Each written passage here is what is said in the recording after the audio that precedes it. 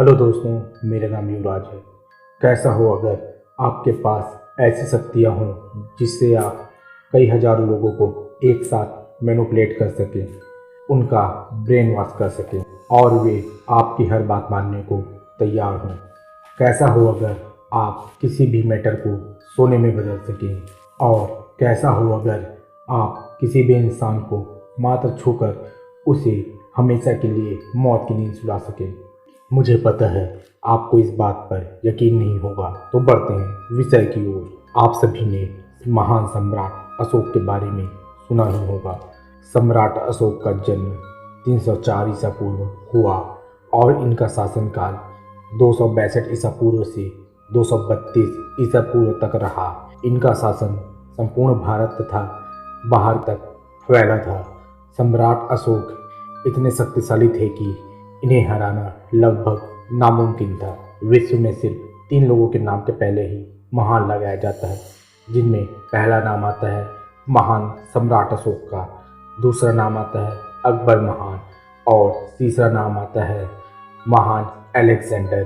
कहा जाता है कि सम्राट अशोक के पास ऐसी शक्तियाँ थी जिससे वे पूरे विश्व को जीत सकते थे, परंतु उनके अंतिम युद्ध कलिंग के युद्ध के बाद लोगों की लाशें और खून देखकर उनका हृदय परिवर्तन हो गया और उन्होंने बौद्ध धर्म अपना लिया और अपने इस ज्ञान को 9 शक्तिशाली लोगों को संभालने के लिए दे दिया, जिन्हें द 9 मेन अननोन के नाम से जाना जाता है। 1923 में टैलबोट मुंडी द्वारा प्रकाशित पुस्तक द 9 अननोन मैन में इसके बारे में जानकारी मिलती है। इस किताब में 9 लोगों का जिक्र मिलता है जो अपने फील्ड में मास्टर थे। इसमें पहला किताब है साइकोलॉजी की। यह किताब सबसे ज़्यादा खतरनाक है। इस किताब में युद्ध नीति और प्रोपेगेंडा के बारे में विस्तृत वर्णन है। इस किताब में साइकोलॉजी के वे टर्म भी लिखे हुए हैं जिनसे आप लाखों लोगों को एक साथ मैनिपुलेट कर सकते हैं, या फिर ये कहूँ कि उनका ब्रेन वॉश कर सकते हैं। दूसरी किताब है फिजियोलॉजी की। इस किताब में इंसानी शरीर के पूरे भागों का संपूर्ण वर्णन मिलता है। इसमें इंसानी शरीर के बारे में इतना डिटेल दिया गया है कि इस किताब की पूरी जानकारी होने पर किसी भी इंसान को छूने मात्र से मौत की नींद सुला सकते हैं।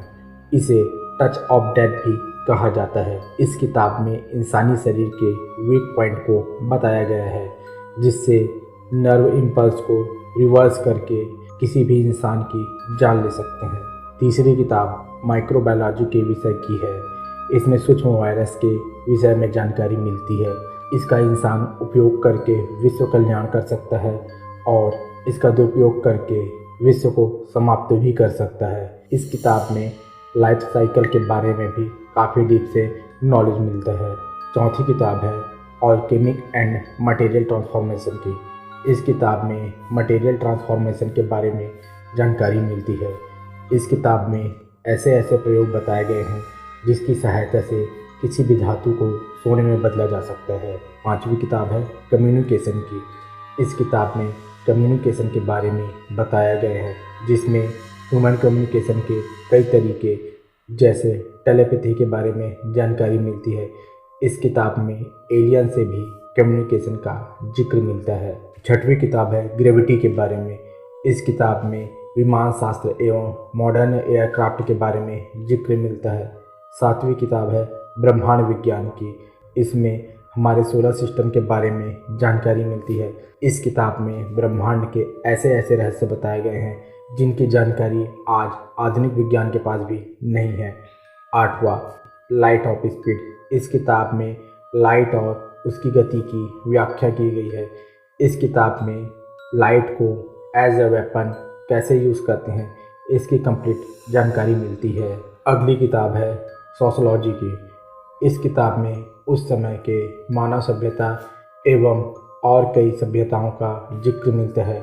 इस किताब में उस समय के मानव किस तरह विकसित हुए और किस तरह उनका विनाश हुआ, इस सब के बारे में बताया गया है। ऐसा माना जाता है कि इन 9 लोगों की सीक्रेट सोसाइटी आज भी इस दुनिया में एग्जिस्ट करती है और ये अपना रिसर्च आज भी जारी रखे हुए हैं। 9 अननोन मैन के जीवित होने के बारे में कुछ थ्योरी हैं, जिसमें पहली थ्योरी है कि इन लोगों ने अपने फील्ड के जीनियस पर नज़र रखा तथा मरने से पहले उन्हें अपनी किताब दे दी। दूसरी थ्योरी के अनुसार उन्होंने ऐसा मैटर ढूंढ लिया जिससे उनकी उम्र नहीं बढ़ती और न ही उनकी मृत्यु होती है। मेरे ओपिनियन से पहली वाली थ्योरी ज़्यादा सही लग रही है। आप अपना ओपिनियन कमेंट में ज़रूर दें। धन्यवाद मित्रों। अगर आपको कुछ नई जानकारी हुई हो तो इस चैनल को लाइक शेयर सब्सक्राइब जरूर कीजिएगा।